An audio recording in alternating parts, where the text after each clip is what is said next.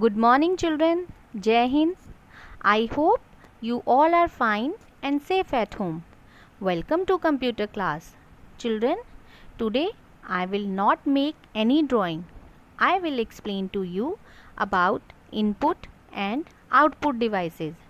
So let's explore more knowledge about input and output devices of the computer. Children, the computer will be of no use unless it is able to communicate with the outside world.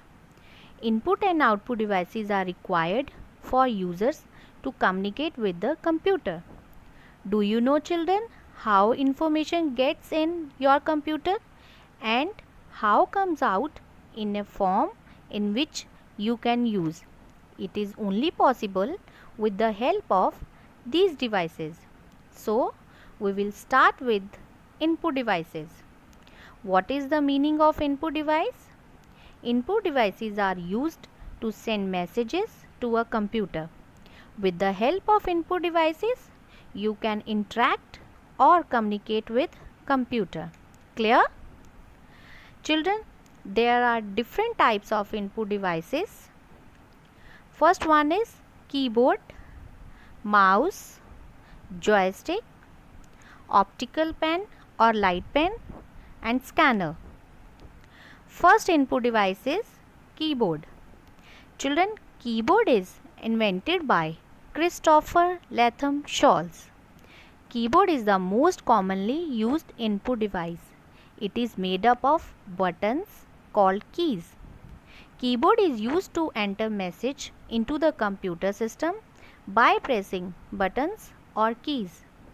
Children, there are different types of keys on the keyboard like alphabet keys, numeric keys, function keys, arrow keys, command keys, etc. Keyboard is clear to everyone? Now, next one is mouse. Mouse is another popular input device used with computer. A mouse moves the arrow on the screen and it allows you to click the options and find out the things that help you to get information. Children, when you click on the screen with the help of the mouse, signals are sent to the CPU. Without this, the computer would be useless. Children, if you have laptop at home, you can attach mouse with laptop or you can use wireless mouse also. Next is joystick. Children, joystick is an input device. It is commonly used to control video games. It is something like a mouse, but it consists of a base and a stick that can be moved in any direction. Children, suppose you are playing a car racing game with the help of joystick. Wherever you will move the joystick, the signals will go inside the computer and then your car will also move the same side. Clear, children? Next is light pen or optical pen. Light pen is an input device commonly used to select or edit text or data on a screen. Okay, let me explain to you with an example. Have you ever seen cricket match on TV? A commentator draws lines on the screen and tells you that this player should stand there and that player will stand here.